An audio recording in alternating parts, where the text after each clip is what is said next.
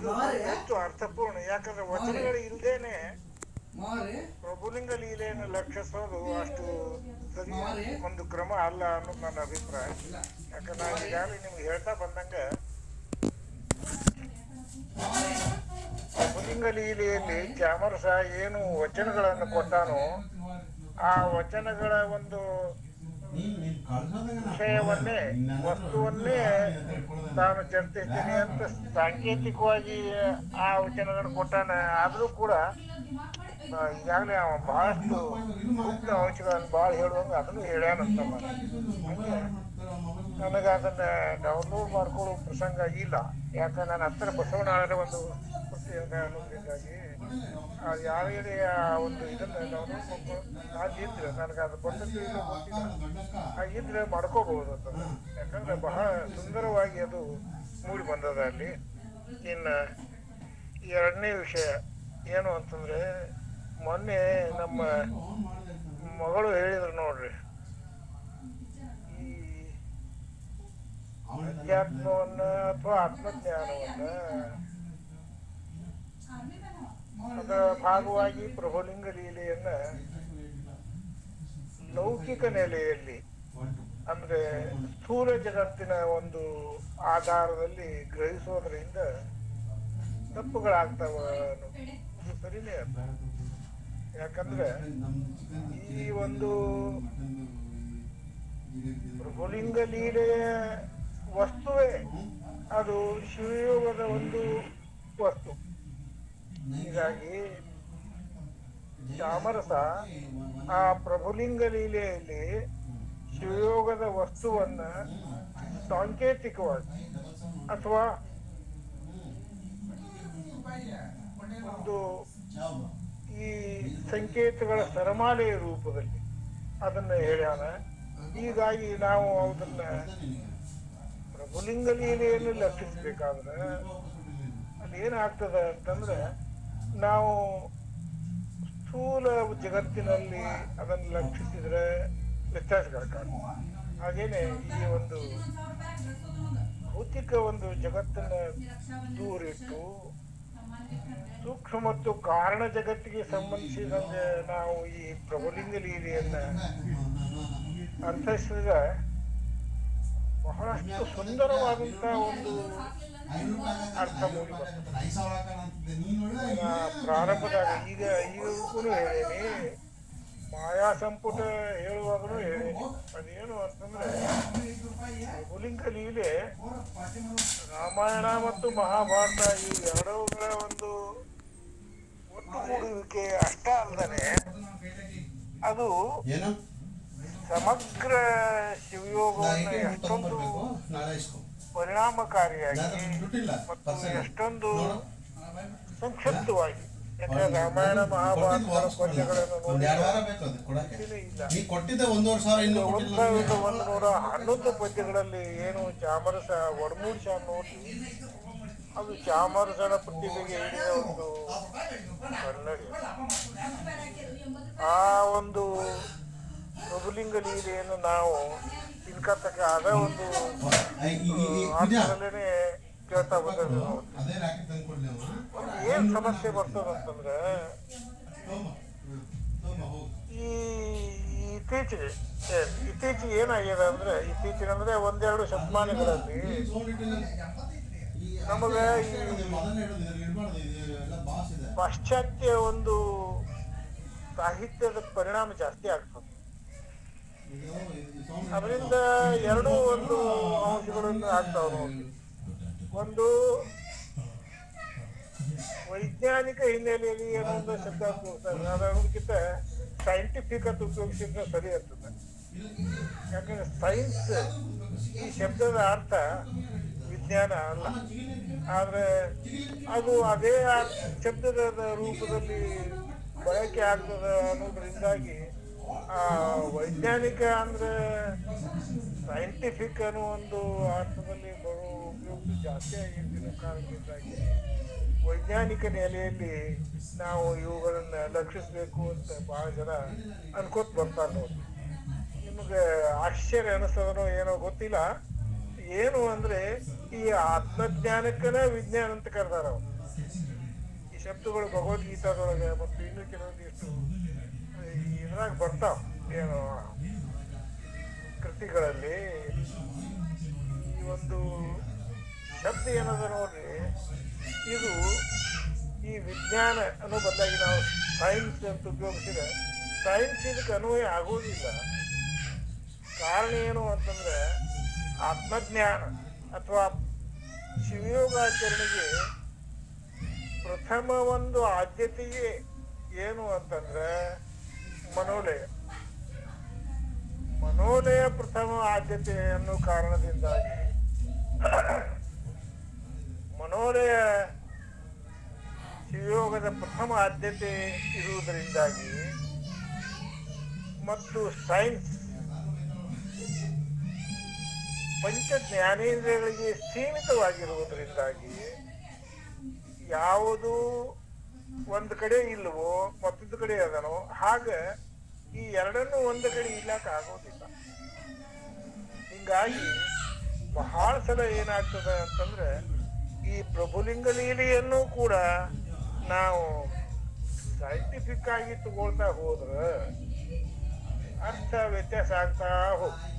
ಹಿಂಗಾಗಿ ಚಾಮರಸನ ಬಗ್ಗೆ ಸಂಶಯ ಮೂಡ್ಲಿಕ್ಕೆ ಶುರುವಾಗ್ತದೆ.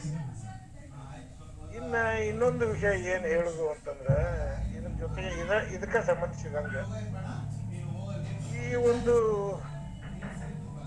ಸಮಾಜದಲ್ಲಿ ನಾವು ನೋಡ್ತಾ ಬರುವಂತ ಒಂದು ಪ್ರಸಂಗ ಏನು ಅಂತಂದ್ರೆ ಅವರ ವೃತ್ತಿ ನೋಡೇನೆ ಬಹುಶಃ ಈ ಸೈಂಟಿಫಿಕ್ ದವ್ರು ಈ ವಿಚಾರ ಮಾಡ್ತಾರ ಅಂತ ನನಗೆ ಅನಿಸ್ತದ. ಅದೇನು ಅಂದ್ರೆ ಅವರೆಲ್ಲ ಈ ಪುಣ್ಯದ ವ್ಯಾಪಾರಸ್ಥರು.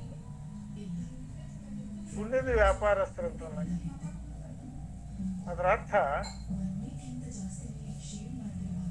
ಈ ಶಾಸ್ತ್ರ ಗ್ರಂಥಗಳಲ್ಲಿ ಹೇಳಿದಂಗ ಪ್ರಾರಬ್ಧವನ್ನ ಮೀರಿ ನಾವು ಮುಂದೆ ಹೋಗಕ್ ಅವಕಾಶ ಇಲ್ಲ. ಏನಾದ್ರೂ ನಮಗ ಅವಕಾಶ ಇದ್ರೆ ಈ ಜಗತ್ತಿನಲ್ಲಿ ದೇವರು ಭಗವಂತ ನಮಗ ಈ ಶರೀರ ಯಾಕೆ ಕೊಟ್ಟಾನ ಅಂತಂದ್ರೆ ನಾವು ಒಳ್ಳೆಯ ಒಂದು ಕಾರ್ಯ ಮಾಡ್ತಾ ಅಥವಾ ಸತ್ಕಾರ್ಯ ಮಾಡ್ತಾ ಪುಣ್ಯ ಸಂಗ್ರಹಣೆ ಮಾಡಬೇಕು.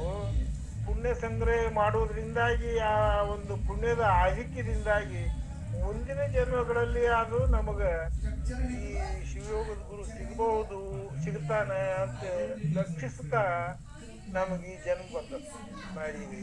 ನಿನ್ನೆ ಮನೆ ನಿಮಗೆ ಹೇಳೇ ನೋಡಿ ಏನು ಅಂತಂದ್ರೆ ಶಿವಯೋಗದ ಗುರುವಿಗೂ ಕೂಡ ಇಂಥ ಒಬ್ಬ ಮುಮುಕ್ಷುವಿಗೆ ನಾನು ಆ ಮಾರ್ಗ ತೋರಿಸಿನಲ್ಲ ಅನ್ನುವಂಥ ಒಂದು ಸಂತೋಷನೇ ಇರ್ತದೆ. ಆಚರಣೆ ಮಾಡಿ ಶಿವಯೋಗವನ್ನು ಪೂರ್ಣ ಒಂದು ಇದು ಆಚರಣೆಯನ್ನ ನಾದಬಿಂದು ಕರ ಆಚೆಗೆ ಕಲೆಗಳ ಆಚೆಗೆ ಇದನ್ನು ನೋಡಿದ ಮೂರ್ತಿದಾಗ ಅವ ಏನೊಂದು ಭಾವವನ್ನು ಅನುಭವಿಸ್ತಾ ನೋಡ್ರಿ, ಅದು ಗುರುವಿಗೂ ಸಂತೋಷ ಮಾಡುವಂಥದ್ದು.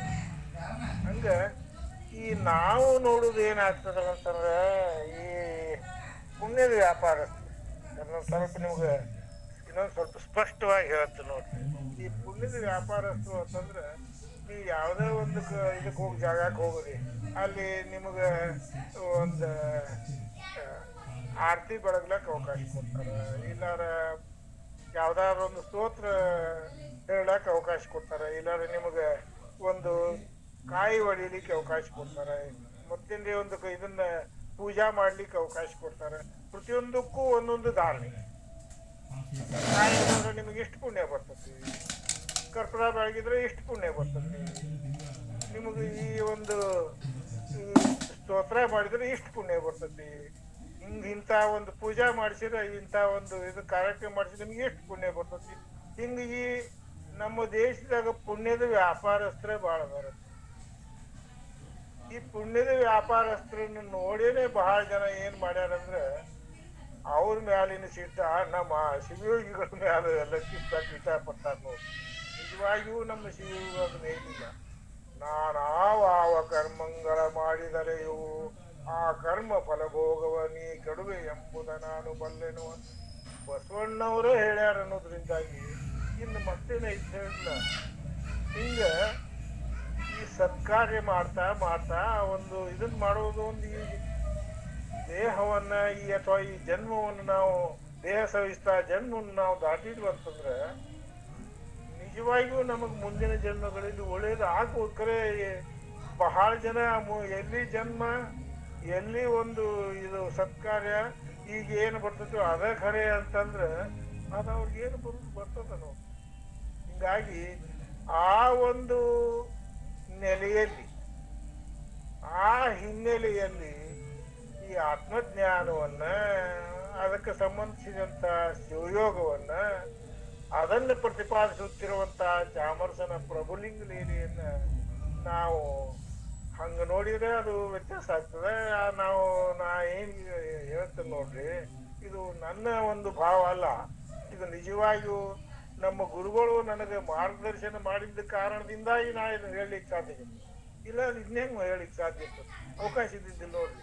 ಹಿಂಗ ಕನಿಷ್ಠ ಸತ್ಕಾರ್ಯ ಮಾಡ್ಕೋತ ಹೋಗುವುದ್ರಿಂದ ಏನಾಗ್ತದೆ ಅಂತಂದ್ರೆ ನಮಗ್ ಒಳ್ಳೆಯ ಒಂದು ಮುಂದಿನ ಹಾದಿ ಸುಲಭ ಆಗ್ತದ ಅಂತ ಹೇಳ್ತಾ, ನೀವು ಎಲ್ಲೇ ಹೋಗ್ರಿ ಏನೇ ಮಾಡ್ರಿ ಆದ್ರೆ ಈ ಪುಣ್ಯದ ವ್ಯಾಪಾರಸ್ಥರದಾರ ನೋಡ್ರಿ, ಅವರ ಒಂದು ಬಲೆಗೆ ಬೀಳುವುದು ಸರಿ ಅಲ್ಲತ್ತದ. ಯಾಕಂದ್ರೆ ಅವರು ಏನೇನೋ ಒಂದು ವೇಷ ಹಾಕ್ತಾರ, ಬಹುರೂಪಿಗಳು ಅಂತಾರ ನೋಡ್ರಿ. ಬಹುರೂಪಿಗಳು ಹಿಂದ ಒಂದು ವೇಷ ಹಾಕ್ಯಾರ, ಮರುದಿವ್ಸ ಒಂದು ವೇಷ ಹಾಕ್ತಾರೆ, ಅದ್ರ ಮಧ್ಯ ಒಂದ್ ಮರುದಿವ್ಸ ಒಂದ್ ಮತ್ತೊಂದು ವೇಷ ಹಾಕ್ತಾರೆ. ಹಿಂಗ ಈ ಬಹುರೂಪಿಗಳ ಒಂದು ವೇಷ ಏನದ ನೋಡ್ರಿ, ಅದು ನಮಗೆ ಹೆಂಗ ವಿಚಿತ್ರ ಒಂದು ಅನಿಸ್ತದನು ಆಗ ಈ ಪುಣ್ಯದ ಒಂದು ವ್ಯಾಪಾರಸ್ಥರಿಂದನೂ ಅನಿಸ್ತದ ಅನ್ನೋದು. ಕೊನೆಗೆ ಇದಕ್ಕೆ ಭಾಗವಾಗಿ ನಾವು ಒಂದು ಪ್ರಸಂಗವನ್ನು ಹೇಳ್ತೀನಿ, ಹೇಳಿ ಇದನ್ನ ಕಾವ್ಯ ಶುರು ಮಾಡ್ತೀನಿ. ನಾನು ನಮ್ಮ ಮನೆಯವರೆಲ್ಲರೂ ಕೂಡ್ಕೊಂಡು ಇದಕ್ಕೆ ಹೋಗಿದ್ದೀವಿ, ಎಲ್ಲಿ ನೆನಪಾಗಲ್ತು,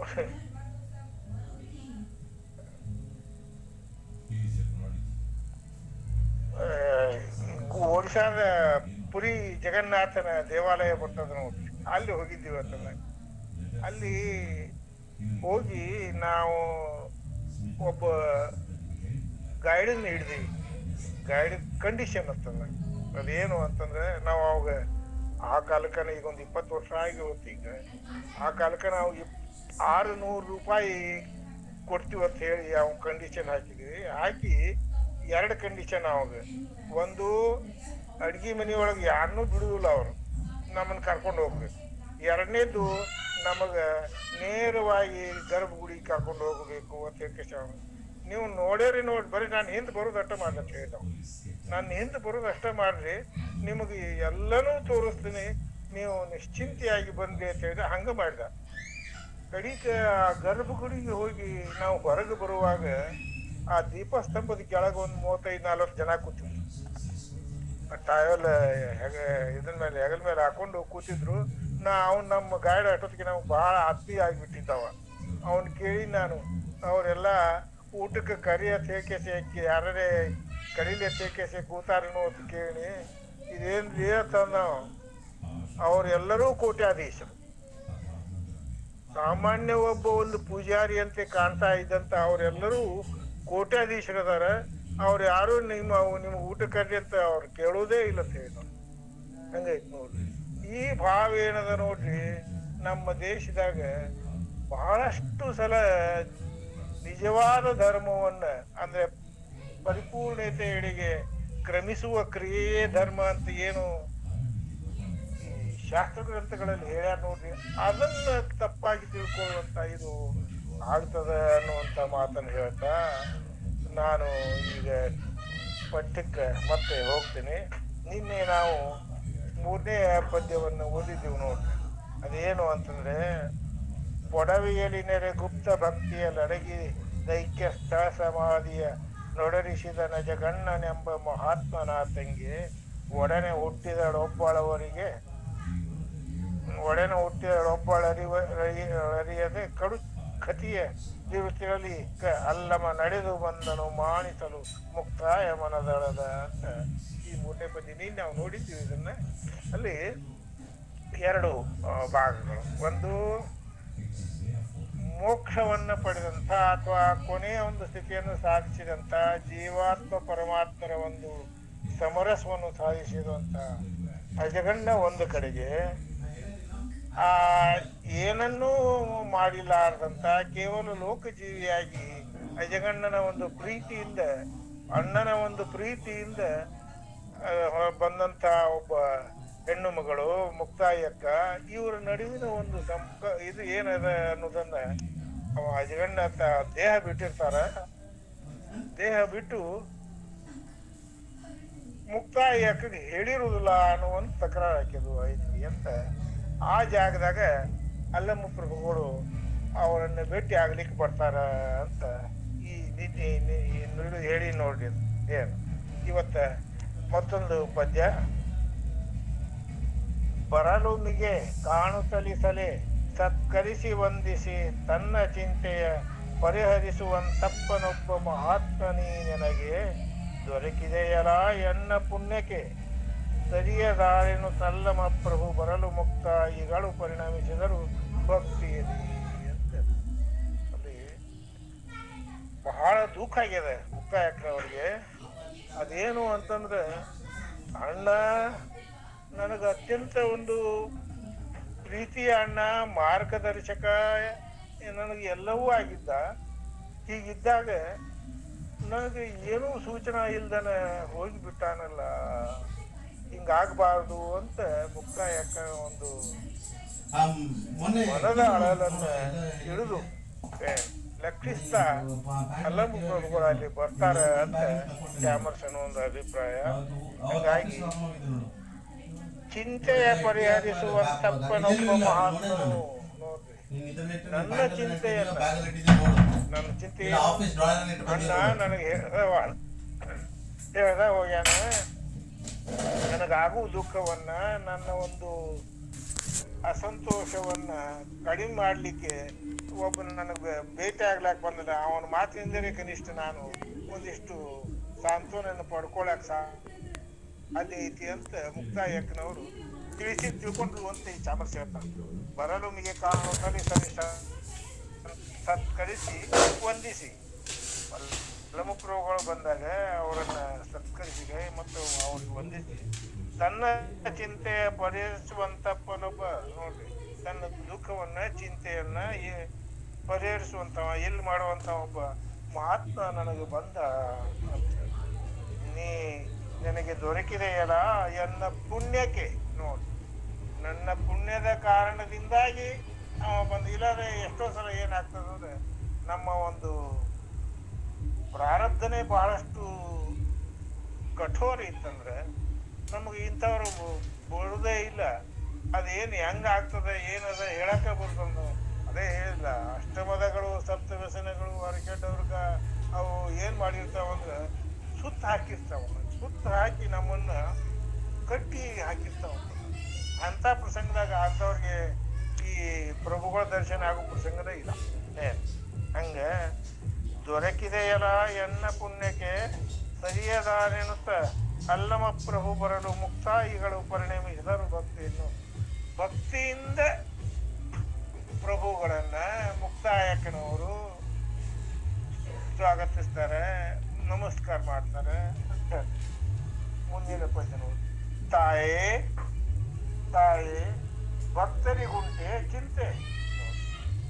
ಇಲ್ಲಿ ಸಂಬೋಧನೆ ಆಗದ ನೋಡಿ. ತಾಯೇ ಭಕ್ತರಿಗುಂಟೆ ಚಿಂತೆಗಳು, ಆಯಸಂಗಳು, ಲೋಕಲೌಕಿಕರ ಆಯತವ ನೀ ನೆಗಳಿ ಬರಿದೆಗೆ ಹಲವು ಹಂಬಲಿಸಿ ಬಾಯ ಬಿಡಲಹುದೇ ವೃಥ ನೀ ಕಾಯದ ಅಜಗಣ್ಣಂಗೆ ಮರಳೇ ಮಾಯಿ ಮೋಹ ವಿಧೇತಕವು ಮುಕ್ತಾಯಿ ಕೇಳಿದ್ದ ನೋಡಿ. ಇಲ್ಲಿ ಅಜಗಣ್ಣನವರ ಸ್ಥಿತಿಯನ್ನ ಪ್ರಭುಗಳು ಮುಕ್ತಾಯಕ್ಕನವರಿಗೆ ತಿಳಿಸ್ಕೊಡ್ಲಿಕ್ಕೆ ಪ್ರಯತ್ನ ಮಾಡ್ತಾರೆ ನೋಡಿ. ಹಂಗಂದಾಗ ಆ ಶಬ್ದ ಹೆಂಗದ ನೋಡಿ. ತಾಯಿ ಭಕ್ತರಿಗೆ ಚಿಂತೆ, ಯಾಕಂದ್ರೆ ಅವ್ರಿಗೆ ಈ ಒಂದು ಶರೀರದ ಒಂದು ಮೋಹದಿಂದಾಗಿ ಅವರು ನಮ್ಮ ಅಣ್ಣ, ನಮ್ಮಪ್ಪ, ನಮ್ಮವ್ವ ನನಗೆ ಇದನ್ನ ಮಾಡ್ಬೇಕು, ಅದು ಮಾಡ್ಬೇಕು, ಈಗ ಒಂದು ಇರ್ತದ ನೋಡ್ರಿ. ಹಂಗ ಅವ್ರಿಗೆ ಚಿಂತೆ ಇರ್ತಾರ. ಅಜಗಣ್ಣನವಂಥವ್ರಿಗೆ ಯಾರು ಜಗತ್ತಿಗೆ ಸಂಬಂಧಿಸಲಾರದವರು, ಜಗಕ್ಕೆ ದೂರ ಆಗ್ಯಾರು, ಅಜಗಣ್ಣಾಗ್ಯಾರು, ಜಗತ್ತನ್ನ ಬಿಟ್ಟು ಹೋಗ್ಯಾರು, ಜಗತ್ತನ್ನ ಸಹಜವಾದಂತ ಒಂದು ವಸ್ತು ಅಂತ ತಿಳಿದಾರು ಅಜಗಣ್ಣನಂತವರಿಗೆ ತಾಯೇ ಭಕ್ತರಿಗುಂಟೆ ಚಿಂತೆಗಳ ಆಯಸಂಗಳು ಲೋಕಲೌಕಿಕರ ಆಯತವ ನೀ ನೆಗಳಿ. ನೀನು ಈ ಲೋಕ ಜನರ ಒಂದು ಈ ಅವರ ಒಂದು ಚಿಂತೆಯನ್ನು ವಿಚಾರವನ್ನು ನೀ ಲಕ್ಷಿಸಿ ಅದನ್ನ ಅದೇ ರೀತಿ ನೀನು ವರ್ತಿಸಿ ಬರೀದಾಗೆ ಹಲವು ಹಂಬಲಿಸಿ. ಬರೀ ಹಂಬಲಿಸಿದ್ರೆ ಏನಾಯ್ತು, ಬರೀ ಆದಾತು ನನಗೆ ಏನ್ ದುಃಖ ಆಯ್ತು ಆದಾತು. ಒಂದು ದಿವಸ ಅವ್ರು ಹೋಗವ್ರೆ ಯಾರಾದ್ರೂ ಕೂಡ. ಇಲ್ಲಿ ಮುಕ್ತಾಯ ಅಕ್ಕನವರು ಈ ಅಜಗಣ್ಣನವ್ರ ದೇಹ ಬಿಟ್ಟಿದ್ದಕ್ಕ ನನಗೆ ಸಹಜವಾದಂತ ಸಂಸಾರಿಗಳ ಅರ್ಥದಲ್ಲಿ ಅವರು ಮುಕ್ತಾಯ ಅಕ್ಕನವರು ಅದನ್ನ ತಿಳ್ಕೊಂಡಾರ ಅಂತ ನೌಕರುಗಳು ಹೇಳ್ತಾರೆ ನೋಡ್ರಿ. ಅದಕ್ಕೆ ಈ ಒಂದು ವಿಚಾರ ಏನದ ನೋಡ್ರಿ, ನಾವು ಆ ವಿಚಾರವನ್ನ ಸ್ವಲ್ಪ ನಮ್ಮನ್ನ ಎಂದಿದ್ರು ಬ್ಯಾಡಂದ್ರು ಅದು ಬರುದೇ, ಮರಣ ಬ್ಯಾಡಂದ್ರು ಬರುದ, ಬಾ ಅಂದ್ರೆ ನಾವು ಕೇಳಿದಾಗೂ ಬರುದಿಲ್ಲ. ಅದು ಯಾವಾಗ ನಮ್ಮ ಒಂದು ಇದು ಮುಗಿತದ ಅವಧಿ ಮುಗಿದಾಗ ತನ್ನ ಕೆಲಸ ಮಾಡತ್ತದ. ಹಂಗ ಬಾಯ ನೀ ನೆಗಡಿ ಬದಿಗೆ ಹಲವು ಹಂಬಲಿಸಿ ಬಾಯ ಬಿಡಲಹುದೇ. ಏನೇನೋ ನೀನು ಬಯಸಿ ಏನೇನೋ ವಿಚಾರ ಮಾಡಿ ಅದಾಗಬೇಕಾಗಿತ್ತು ಇದಾಗಬೇಕಿತ್ತು ಅಂತೇಳ ನೀ ಅನ್ಕೋತ ಕೂತ್ರೆ ಏನಾಗ್ತದ. ವೃಥಾ ನಿಕಾಯದ ಅಜಗಣ್ಣ ನೋಡಿ ಶಬ್ದ ಹೆಂಗ್ ಬಳಸ್ತಾನ. ಮತ್ತೆ ಅಜಗಣ್ಣನವರು ಇಲ್ಲಿ ಕಾಯದವರಲ್ಲ, ನಿಷ್ಕಾಯದವರು. ಅಂದ್ರೆ ಅವರು ಶರೀರ ಸುಮ್ಮನೆ ಕಾಣಿಸ್ಲಿಕ್ಕೆ ಅಷ್ಟೇ. ಅದು ಬೆಂದನುಲಿ ಆಕಾರದ ತೇಜಸ್ವಿನಿಂದ ನಾವು ಪ್ರಭುಗಳ ವಚನ ನೋಡಿದ್ದೇವೆ ನೋಡ್ರಿ. ಆಗ ಅದು ಬೆಂದನುಲಿ ಅಲ್ಲಿಂದ ಎಳಿ ಹೊರಡೋದಿಲ್ಲ, ಬಟ್ಟೆ ತಯಾರಾಗೋದಿಲ್ಲ.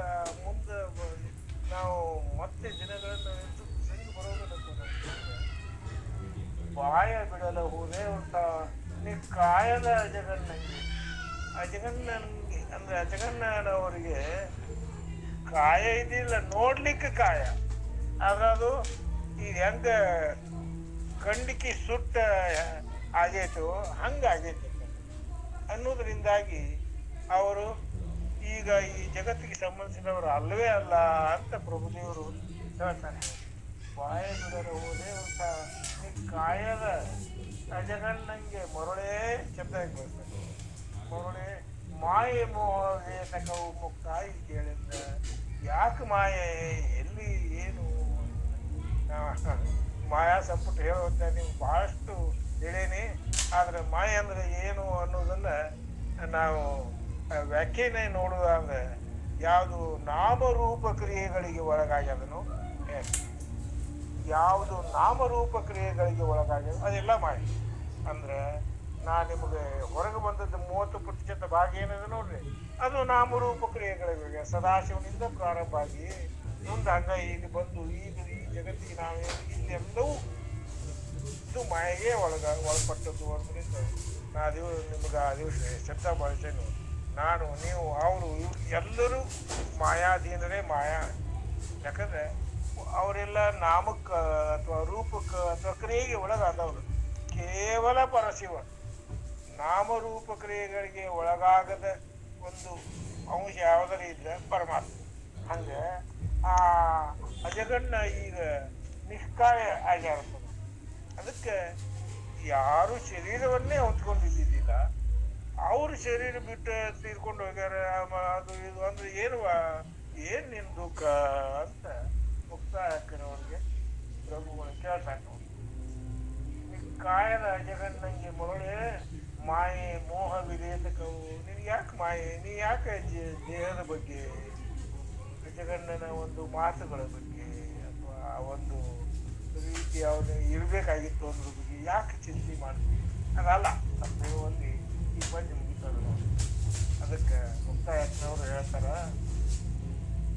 ಏನ ಮಾಡುವೇನಯ್ಯ ಎನ್ನ ನಿಧಾನ ಒಪ್ಪ ಅಜಗಣ್ಣ. ನೋಡ್ರಿ ಶಬ್ದ, ನಾ ಏನು ಮಾಡ್ಲಿಪ್ಪ, ನಾ ಏನರೇ ಮಾಡ್ಲಿ ನನ್ನ ಸಂಪತ್ತ ಅಜಗಣ್ಣ. ನನಗೆ ಅಣ್ಣನೂ ಅಪ್ಪನೂ ಅವ್ವನೂ ಎಲ್ಲ ಅಜಗಣ್ಣನೇ. ಅದಕ್ಕೆ ನಾ ಏನು ಮಾಡಲಿ, ಏನ ಮಾಡುವೇನಯ್ಯ ಎನ್ನ ನಿಧಾನವಪ್ಪ ಅಜಗಣ್ಣ. ನನ್ನ ಸಂಪತ್ತ ಅಜಗಣ್ಣಾಗಿದ್ದ. ತಂದೆಯೇನು ಆದಂತೆ ಏನಗಲು ಅದೆಂತನ ಆಗಲುವೇನು. ನನಗಿದನು ನನಿತ ಸೂಚಿಸದೆ ನನಗಿದನ್ನು ಸ್ವಲ್ಪವೂ ತಿಳಿಸಲಾರದೆ. ಹೋಗುವುದು ನಾ ಹೋಗ್ತೀನಿ ಅಂತೇಳಿ ಕನಿಷ್ಠ ನನಗೆ ಒಂದಿಷ್ಟು ಅನ್ಸಾಕಚ್ಚದಂತರಿ ಹೇಳಬೇಕಾಗಿತ್ತು. ಏನೂ ಹೇಳಿಲ್ಲ, ಹೋಗೇ ಬಿಟ್ಟಾರೆ. ತಾನು ಏನ ಮಾಡುವೇನಯ್ಯ ಎನ್ನ ನಿಧಾನವಪ್ಪ ಅಜಗಣ್ಣ. ತಂದೆಯೇನು ಅಜಗಣ್ಣ ಅಣ್ಣ ಆದ ತಂದೆನು ತಂದೆಯನಾದ ನೆಂಟನ ಅಗಲುವೇನು ಅವನನ್ನು ಎಂತೂ ಅಗಲುವೇನು. ನನಗಿದನು ಇನಿತು ಸೂಚಿಸದೆ ಏನು ಸ್ವಲ್ಪವೂ ಸೂಚಿಸದೆ. ತಾನು ಹೋದೊಡೆ ಬಳಿಕಲಿ ನನಗೆ ಇನ್ನೇನು ಗತಿ. ನನಗೆ ಹೋದ ನನ್ನ ಗತಿ ಏನು, ಯಾರು, ಏನು ಗತಿ ಎನ್ನೆನುತ್ತ ಕಡು ದುಮ್ಮಾನವೆಲ್ಲವ ನುಡಿಗಳ ಮುಕ್ತಾಯಿ ಎಲ್ಲವ. ನನ್ನ ಒಂದು ನೋವನ್ನ ದುಃಖನ ಅಳಲನ್ನ ಪ್ರಭುಗಳ ಮುಂದೆ ಮುಕ್ತಾಯ ಹಾಕಿದವರು ಈ ರೀತಿ ನೋಡಿಕೊಂಡ್ರು ಅಂತ ಚಾಮರ್ಥ ಹೇಳ್ತಾರೆ ನೋಡಿ. ಏನು ಅದಕ್ಕೆ ಇಲ್ಲಿ ನೋಡಿ, ಇಲ್ಲಿ ಮುಂದಿನ ಪದ್ಯದಲ್ಲಿ ಮೊರಡನ ನೀನ್ ಅಕ್ಕ ಅಕ್ಕ ಇದೇಗೇನಿದ್ರು ನೋಡ್ರಿ. ತಾಯೇ ಈಗ ಅಕ್ಕ ಅಂತಂದ್ರು. ಮೊರಡನ ನೀನ್ ಅಕ್ಕ ಮುನ್ನೆ ನಿರದಲ್ಲಿದ್ದನೆ.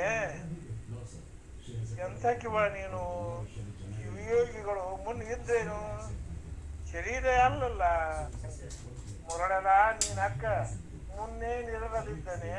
ಮುನ್ನೆ ಇರ್ಲಾರ್ದ ಇದ್ದನು, ಇದ್ದ ಅಥವಾ ಇಲ್ಲ.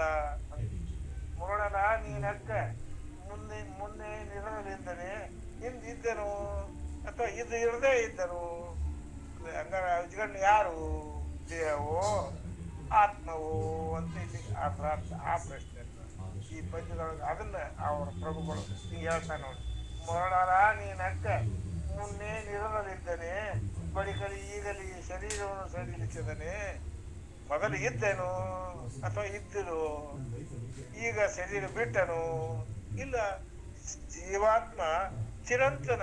ಯಾಕಂದ್ರೆ ಅದೊಂದು ಪರಮಾತ್ಮನ ಒಂದು ಅಂಶ. ಪರಮಾತ್ಮನ ಒಂದು ಅಂಶ ಅಂದಾಗ ಪರಮಾತ್ಮ ಚಿರಂತನವಾಗಿರುವಂತೆ ಜೀವಾತ್ಮವೂ ಚಿರಂತನ. ಆದ್ರೆ ಪರಮಾತ್ಮ ಮತ್ತು ಜೀವಾತ್ಮ ಒಂದೇ ವ್ಯತ್ಯಾಸ ಏನಂತಂದ್ರೆ ಈ ನಾಮರೂಪಕ್ರಿಯೆಗಳಿಂದ ದೂರ ಆಗಿರುವಂತಹ ಪರಮಾತ್ಮ, ನಾಮರೂಪಕ್ರಿಯೆಗಳ ಭಾಗವಾಗಿರುವಂತಹ ಜೀವಾತ್ಮನ ಈ ದೋಷಗಳನ್ನ ಮಲ ಅಂತ ಕರೀತಾರೆ. ಮಲ ಅಂತಂದ್ರೆ ಆತ್ಮನಿಗೆ ಅಂಟಿದ ದೋಷ. ಮಲ ಅದರ ಅರ್ಥ ಆತ್ಮನಿಗೆ ಅಂಟಿದ ದೋಷ. ಈ ದೋಷಗಳೇನದಾವ ನೋಡ್ರಿ, ಆಣವ ಮಾಯಾ ಕಾರ್ಮಿಕ ಮಲಗಳ ಒಂದು ದೋಷ ಏನು ಬರ್ತಾವಲ್ಲ, ಇವು ಪರಮಾತ್ಮನಿಗಿಲ್ಲ. ಇದೇ ವ್ಯತ್ಯಾಸ. ಜೀವಾತ್ಮನಿಗೂ ಪರಮಾತ್ಮನಿಗೂ ಇರುವಂತ ಮುಖ್ಯ ವ್ಯತ್ಯಾಸ ಇದೆ. ಹಂಗ ಏನ ಮಾಡುವೇನಯ್ಯ ಎನ್ ನಿಧಾನವಪ್ಪ ಅಜಗಣ್ಣ ತಂದೆಯನು ಅದೆಂತನೋ ಅಗಲುವೇನು. ನನಗಿದನು ನಿಂತು ಸೂಚಿಸದೆ ತಾನು ಹೋದಳು ಬಳಿಕಲು ನನಗೆ ಇನ್ನೇನು ಗತಿ. ನೆನಟಕರು ತುಮ್ಮಾನವೆಲ್ಲ ಅತ್ಯಂತ ದುಗುಡತನ ದುಃಖ ಅನಂತ ದುಃಖವನ್ನು ಮುಕ್ತಾಯಪ್ಪನವರು ಅಲ್ಲಂ ಪ್ರಭುವಿಗೆ ಹೇಳ್ತಾರ ಅಂತ ಅನ್ನುವಲ್ಲಿ ಈ ಪದ್ಯ ಮುಗಿತದ ನೋಡಿ. ಅದಕ್ಕೆ ಅಲ್ಲ, ನಾ ಮುಂದಿನ ಪದ್ಯ ಓದ್ಬೇಕಾಗಿತ್ತು. ಮರಳಲ್ಲ ನೀನಕ್ಕ ನೀ ಎಂತ ಹುಚ್ಚಿದೀವ ಅಕ್ಕ ಅಂತಾರ. ಇದೀಗ ತಾಯಿ ಅಂದಿದ್ರು, ಈಗ ಅಕ್ಕ. ಮರಳಲ್ಲ ನೀನಕ್ಕ ಮುಂದೆ ನಿರದಲ್ಲಿದ್ದರೆ, ಮೊದಲೇನು ಇದ್ದನು ಇಲ್ಲ ಅಥವಾ ಇರ್ಲಿಲ್ಲೇನು ಅದು ಇಲ್ಲ. ಜೀವಾತ್ಮ ನಿರಂತರ. ಮೊರಡನ ನೀನಕ್ಕ ಮುನ್ನು ನೀನು ಇರಗಲಿದ್ದಾನೆ, ಬಳಿಕಲು ಈಗಲಿ ಶರೀರವನ್ನು ಸಡಿಲಿಸಿದನೆ. ಈಗ ಶರೀರ ಬಿಟ್ಟನು ಅಜಗಣ್ಣನಾರೆಂದು ಪರಿಚಿಸದೆ. ಅಜಗಣ್ಣ ಸ್ಥಿತಿ ಯಾವುದು ಅನ್ನೋದು ಲಕ್ಷಿಸದ ನಿನ್ನಂಗನ ಅವನು ಲೋಕಜೀವಿ ಅಂತ ತಿಳ್ಕೊಂಡಿಯಲ್ಲಪ್ಪ ಅಂತ. ಅದಕ್ಕೆ ಬದುಕಿಸಲೇ ಹಂಬಲಿಸಲೇ ಏತಕ್ಕೆ ಗುರು ಗುಹೇಶ್ವರ ಲಿಂಗ ಸಂಘದ ಶರಣನಾಥನು ಮರುಗದಿರು ಮುಕ್ತ ಈ ಕೇಳೆಂದ ಇಲ್ಲಿ ಬರ್ತಾರೆ. ನಾವು ಅಜಗಣ್ಣ ಏನಿದ್ರು ಅಂತಂದ್ರೆ ಗುರು ಗುಹೇಶ್ವರಲಿಂಗ ಸಂಘದ ಶರಣ. ಗುರು ಗುಹೇಶ್ವರ ನಿಮಗೆ ಹೇಳಿ ನೋಡ್ರಿ, ಎಲ್ಲಾ ಶರಣಿಯರ ವಚನಾಂಗ ಅಂಕಿತಗಳು ಪರಶಿವನನ್ನು ಸಂಕೇತಿಸ್ತಾವ. ಹಾಗಾಗಿ ಗುಹೇಶ್ವರ ಕೂಡ ಪರಶಿವನ ಸಂಕೇತವೇ. ಆಗ ಗುರು ಗುಹೇಶ್ವರ ಅಂದ್ರೆ ಪರಶಿವನ, ಲಿಂಗ ಸಂಘದ ಶರಣನಾಥನು ಜೀವಾತ್ಮ ಅನ್ನುವಂಥ ಲಿಂಗವನ್ನ ಪರಮಾತ್ಮ ಅನ್ನುವಂಥ ಮಹಾಲಿಂಗದಲ್ಲಿ ಕೂಡಿಸಿ ಲಿಂಗ ಸಂಘದ ಶರಣನಾಥನು ಮರಗುದಿರು ಮುಕ್ತಾಯಿ ಕೇಳೆಂದ ನೋಡಿ. ಇಲ್ಲಿ ಈ ಒಂದು ಶಿವಯೋಗದ ಒಂದು ಆಚರಣೆ ಅವ್ರು ಏನು ಇರ್ತಾರೆ ನೋಡ್ರಿ, ಶರೀರವನ್ನು ಕೇವಲ ಮೋಕ್ಷಕ್ಕಾಗಿ ಬಳಸುವುದು ಒಂದು ಅತ್ಯಂತ ಅವಶ್ಯಕವಾದಂತ ಕ್ರಿಯೆ. ಗುರು ಅದನ್ನ ಮೇಲೆ ಹೇಳ್ತಿರ್ತಾರೆ. ಹಂಗ ಮಾಡಿದಂತಾಗ ನೀನು ದೇಹಿಯಾಗಿ ಅವನನ್ನು ನೋಡುದ್ರಿಂದ ಏನು ಅನುಕೂಲ? ಅದು ಅಲ್ಲೇ ಅಲ್ಲ. ಹಿಂದೂ ಇದ್ದನೂ ಇಲ್ಲ, ಈಗದನೂ ಇಲ್ಲ, ಮುಂದೂ ಇರ್ತಾನೂ ಇಲ್ಲ. ಯಾವಾಗ ಶರೀರ ಒಂದು ಲಕ್ಷಿಸಿದ, ಆದ್ರೆ ಆತ್ಮವನ್ನು ಲಕ್ಷಿಸಿದ ಹಿಂದೂ ಇದ್ದ, ಹಿಂದೂ ಅದಾನ, ಮುಂದೂ ಇರ್ತಾನ ಸತತ. ಯಾಕಂದ್ರೆ ಜೀವಾತ್ಮ ಪರಮಾತ್ಮನಂತೆ ಚಿರಂತನ. ಹಂಗ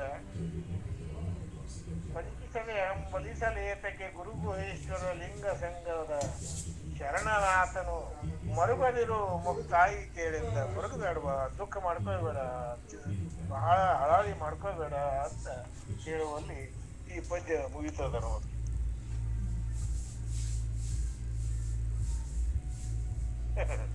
ಇಲ್ಲಿ ಮುಕ್ತಾಯಕ್ರ ಇದೆ ಕೇಳ್ತಾನ, ಬೆಡಗನಾಡದಿರಯ್ಯ ಗೊತ್ತಾಗ್ಲಾರ್ದಂಗ ಮಾತಾಡ್ಬೇಡಪ್ಪ, ತಿಳಿಯುವಂಗ ಮಾತಾಡೋದು.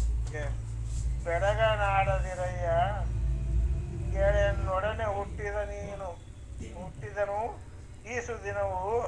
ಏನ್ ಅವ ನನ್ನ ಒಡ ಹುಟ್ಟಿದವ, ನಾವಿಬ್ರು ಒಂದೇ ತಾಯಿ ಮಕ್ಕಳು ಅಂದಾಗ ಅವನ ಬಗ್ಗೆ ಒಂದು ಅಭಿಮಾನ, ಪ್ರೀತಿ, ವಿಶ್ವಾಸ ಇರುವೇನೆ.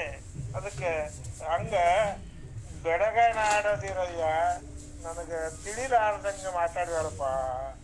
ನನಗೇನು ಅನಿಸ್ತೋ ಅದನ್ನ ಹೇಳ್ತಾ ಅದನ್ನೇ, ನನಗೇನು ಅನಿಸ್ತೋ ಅದನ್ನ ನಾನು ಪ್ರಕಟ ಮಾಡ್ತಾ ಅದನ್ನೇ.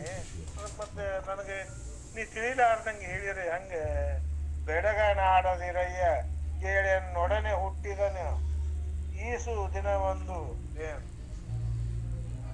ಅವ ನನ್ನ ಯಾವ ತಾಯಿಯ ಗರ್ಭದಿಂದ ಅವ ಬಂದನು, ಅವನು ಅದೇ ತಾಯಿಯ ಗರ್ಭ. ನಮ್ಮವ್ಗ ನಾವು ಇಬ್ಬರು ಮಾಡ್ದಾಳ ಅಂದಾಗ ಅಂತ ಒಂದು ಸಂಬಂಧ ಲಕ್ಷಿಸಿದ್ರೆ ಹೆಂಗ? ಲೋಕಜೀವಿಗಳ ಒಂದು ಇದನ್ನ ನೋಡ್ಬೇಕು ನೀವು, ಏನ್ ಗೊತ್ತಾಗ್ತದೆ ಇದು.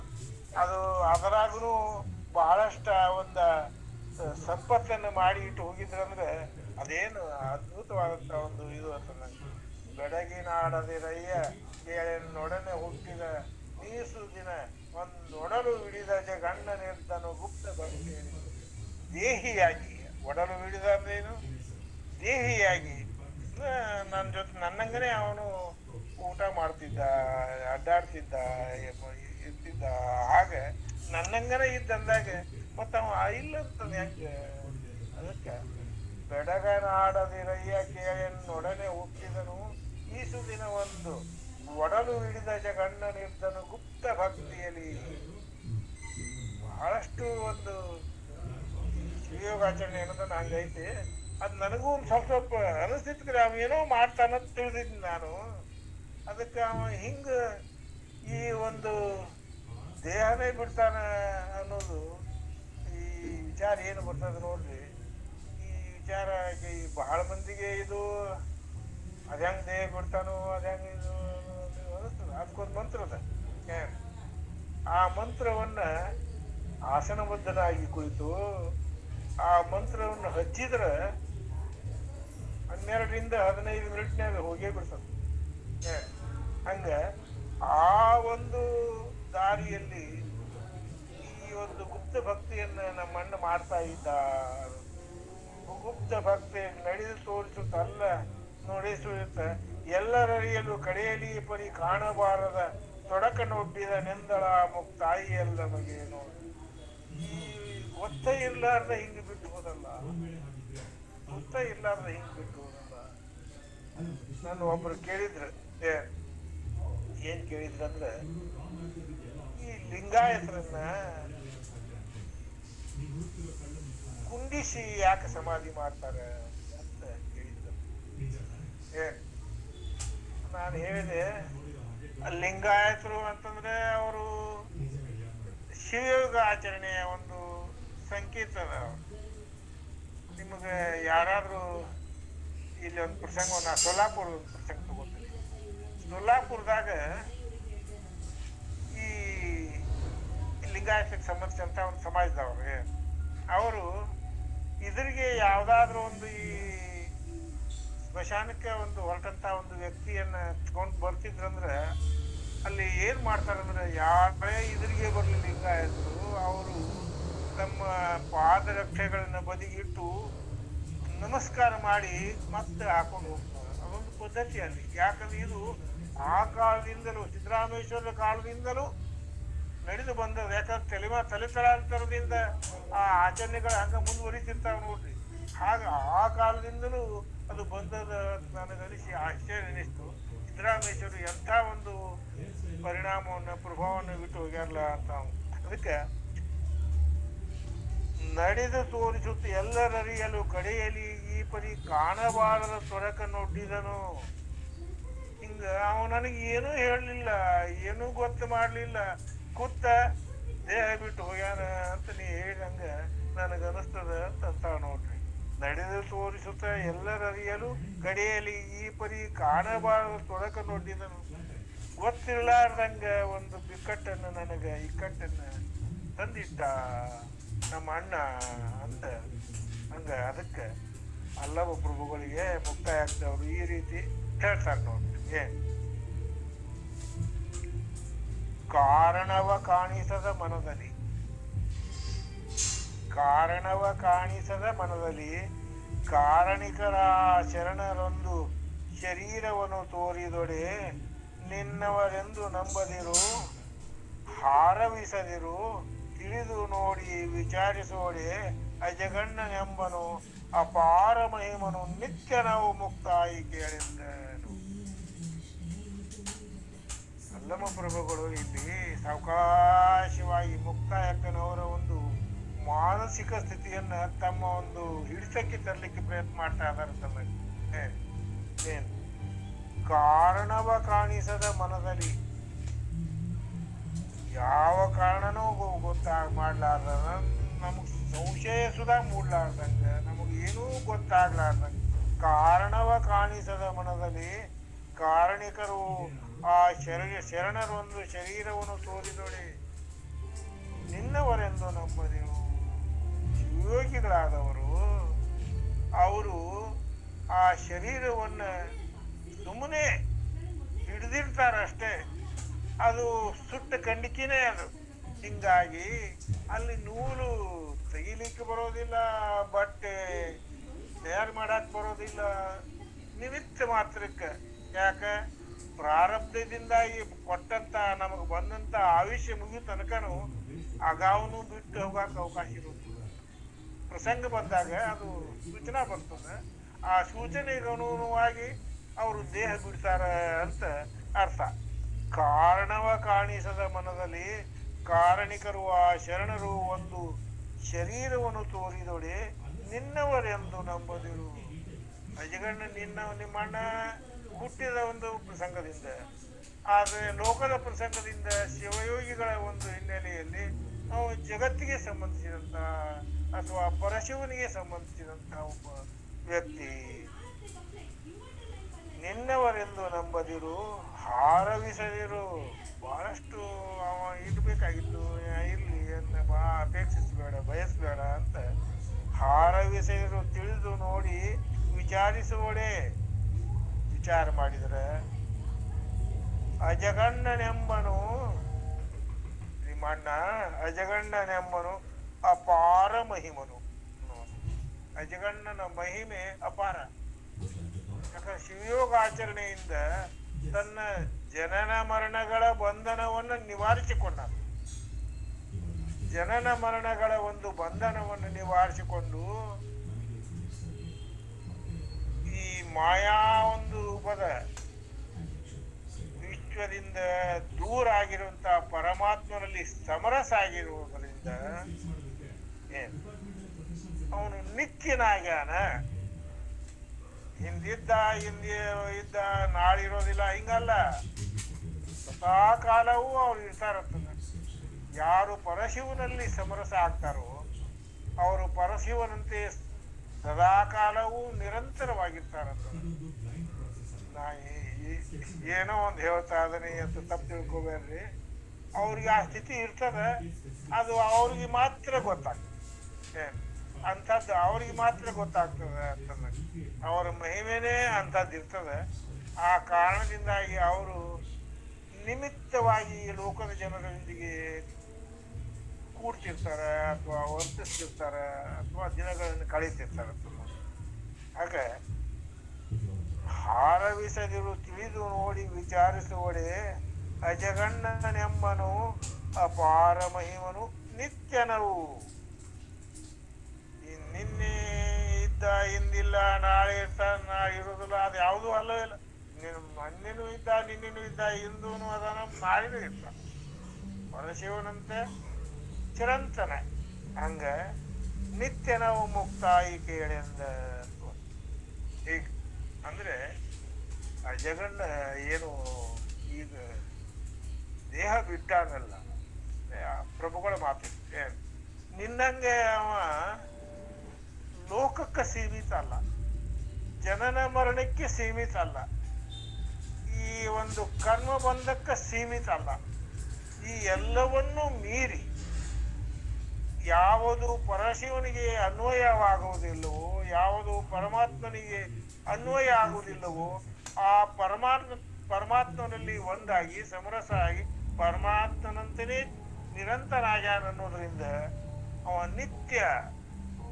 ಅವನ ಬಗ್ಗೆ ಮತ್ತೆ ನೀನು ಹಿಂಗೆ ಏನಾರೇ ಒಂದು ಇದು ಹಂಬಲಿಸಿದ್ರೆ ಹೆಂಗವ ಅಂತ ಕೇಳ್ತಾನ. ಮುಂದೇನಪ್ಪಾಯ್ತು ತಗೋತ ನೋಡಿ. ಆತ ಮುಕ್ತನು ನಿತ್ಯನನು ಈ ಮಾತು ಹುಸಿಯದು ತಪ್ಪದಾದೊಡೆ ಭೂತದೊಳಿ ಇರುತ್ತಿರದೆ ಗುಪ್ತ ಶಿವಾನುಭಾವನೆಯ ರೀತಿಯಿಂದ ಜಗಣ್ಣನು ಉಪಮಾತೀತನಾದನು. ಬಳಿಕಲಿ ಎಂದಿರಬೇಸಕ್ಕೆ ಎಂದನು ಎಂದೆನುತ್ತಿದ್ದಳ ಮುಕ್ತಾಯಿ ಎಲ್ಲ ಮಗೆ. ಅವ ಹಂಗಿದ್ದ ಅಂತಂದ್ರ ನನಗಿದು ಗೊತ್ತಿಲ್ಲ, ಆದ್ರೆ ಅವ ಮುಕ್ತ ಆಗ್ಯಾನ, ಅವ ನಿತ್ಯ ಆಗ್ಯಾನ. ಈಗ ಒಂದು ಈ ಲೋಕಕ್ಕೆ ಸಂಬಂಧಿಸ ಅಲ್ಲ ಅನ್ನೋ ಒಂದು ಮಾತು ಏನದ ನೋಡ್ರಿ. ಆತ ಮುಕ್ತನು ನಿತ್ಯನಹನು ಈ ಮಾತು ಹುಸಿಯದು ತಪ್ಪದಾದೊಡೆ. ಇದು ಸುಳ್ಳಾಗಬಾರ್ದು. ಹುಸಿಯದು ತಪ್ಪದಾದೊಡೆ ಭೂತಳದೋ ಇರುತ್ತದೆ ಗುಪ್ತ ಶಿವಾನುಭಾವನೆಯ. ಅದ್ರದ್ದು ಕಲ್ಪನೆ ಇಲ್ಲ ನೋಡ್ರಿ. ಮುಕ್ತಾಯ ಹಾಕಿನವ್ರಿಗೆ ಅದ್ರದ್ದು ಯಾವ ಕಲ್ಪನೆಯೂ ಇಲ್ಲ ಅನ್ನೋದ್ರಿಂದಾಗಿ ಈ ಒಂದು ಭಾವ ಏನದ ನೋಡ್ರಿ, ಈ ಭಾವ ನನ್ನಲ್ಲಿ ಅವಕಾಶ ಇಲ್ಲ, ನನ್ನಲ್ಲಿ ಆ ಒಂದು ಭಾವ ಇಲ್ಲ ಅನ್ನೋದ್ರಿಂದಾಗಿ ಆ ಭಾವದ ಒಂದು ಪ್ರಸಂಗ ಏನದ ನೋಡ್ರಿ, ಅದನ್ನ ನಾನು ನನಗೆ ತಿಳಿದಂಗ ನಾನು ಇದನ್ನ ಮಾಡೇನಿ. ಅದಕ್ಕೆ ಮಹಿಮಾ ಪುರುಷ ಹುಟ್ಟು ಸಾವಿಲ್ಲ ಈ ಮಾತುಗಳಲ್ಲ. ನೀ ಹೇಳೋದು ನಾವು ಒಪ್ಕೊಳ್ತೀನಿ, ಯಾಕಂದ್ರೆ ನೀ ಇನ್ಕ ಇಷ್ಟೆಲ್ಲ ಹೇಳ್ತಾ ಇದೀಯ ಅಂತಂದ್ರೆ ನಾನು ಅದನ್ನು ಒಪ್ಕೊಳ್ತೀನಿ, ತಪ್ಪುದಿಲ್ಲ. ನಾವು ಆದ್ರೂ ಕೂಡ ಈ ಜಗತ್ನ್ಯಾಗ ಗುಪ್ತವಾಗಿ ಶಿವಾನುಭವದಲ್ಲಿ ಇರುತ್ತಿದ್ದಂತ ಜಗನ್ನ ಹೋಲಿಸ್ಲಿಕ್ಕೆ ಬರುವುದಿಲ್ಲ. ನೀ ಹೇಳಿದ ಅರ್ಥದಲ್ಲಿ ಅದರ ಅವನ ಮರಣಾನಂತರ ನಾವ್ಯಾಕೆ ಬದುಕಬೇಕು ಅಕ್ಕ? ಇನ್ನೂ ಕೂಡ ಅವ ಮರಣಾನಂತರ ಶಬ್ದ ಏನ್ ಬರ್ತದೆ ಅಂದ್ರೆ ಆ ಜಗನ್ನ ಇನ್ನೂ ಕೂಡ ಪೂರ್ಣತೆ ಇದು ಭಾವ ಅಕ್ಕನಲ್ಲಿ ಮೂಡಿಲ್ಲ, ಮುಕ್ತಾಯ ಅಕ್ಕನಲ್ಲಿ ಅದು ಮೂಡಿಲ್ಲ.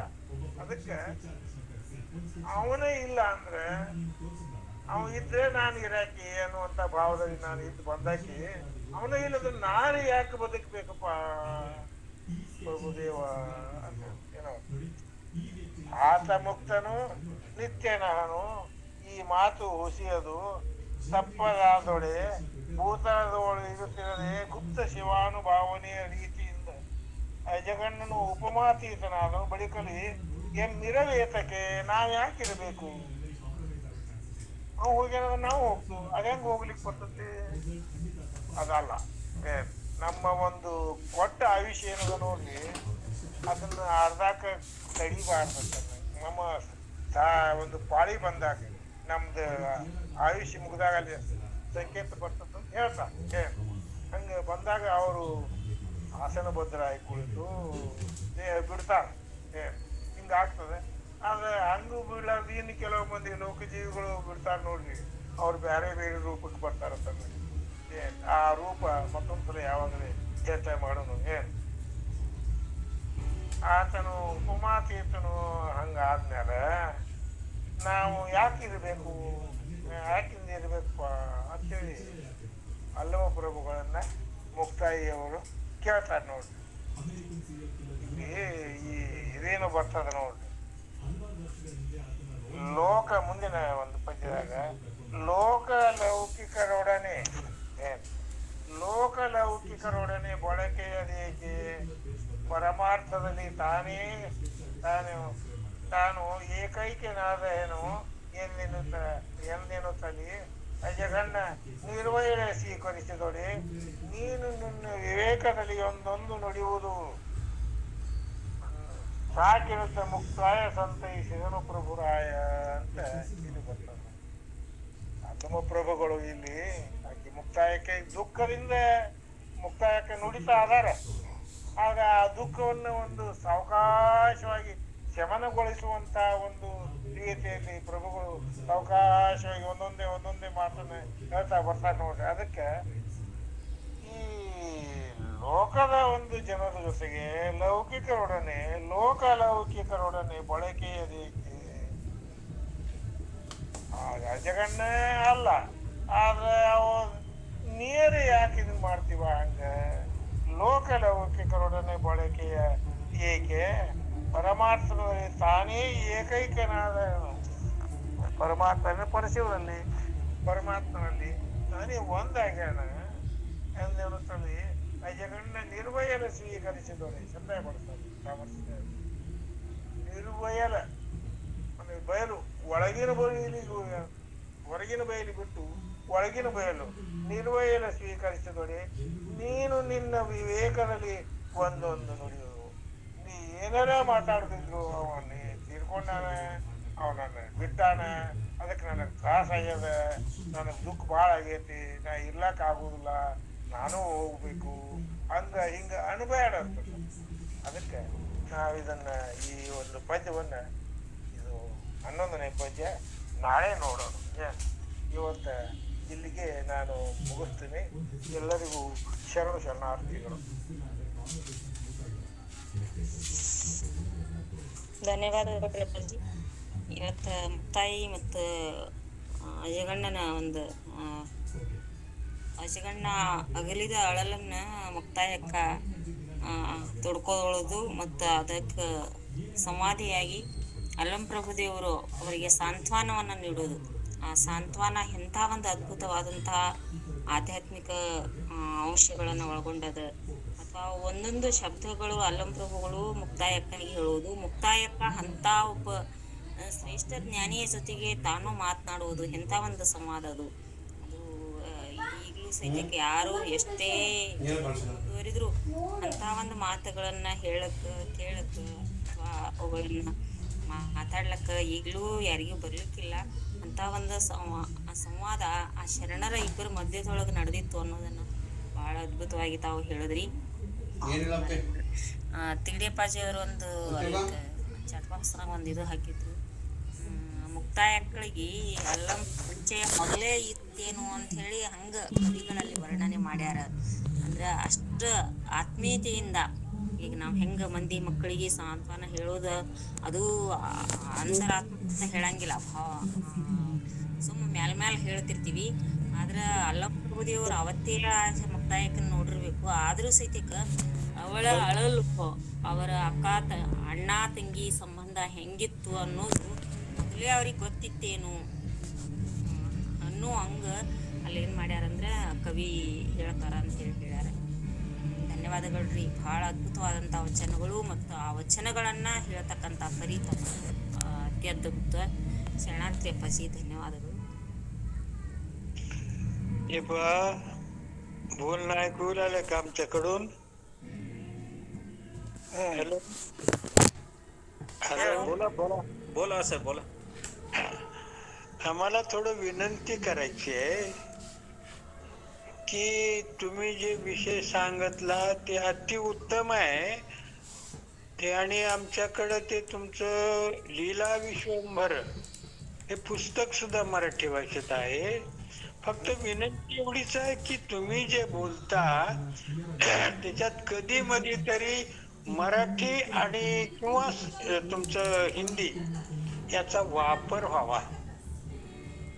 आणि दुसरं असं, हा शिवयोग शिवयोग शिवयोग शिवयोगाला आजूबाजूच्या ह्या कथानकाची मुळी गरज नाही.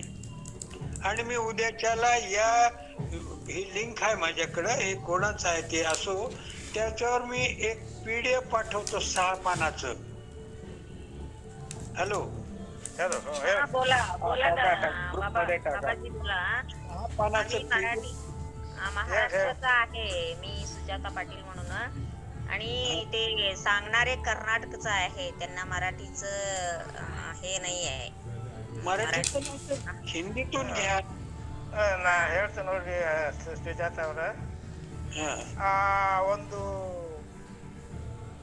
ಲೀಲಾ ವಿಶ್ವಂಬರ ಅನ್ನೋದು ಏನೊಂದು ಬ್ರಹ್ಮದಾಸ ಬರೆದಾರ ನೋಡ್ರಿ. ಅವರು ಪೂರ್ಣ ಶಿವಯೋಗಿ ಅಥವಾ ಪೂರ್ಣ ಯೋಗಿ.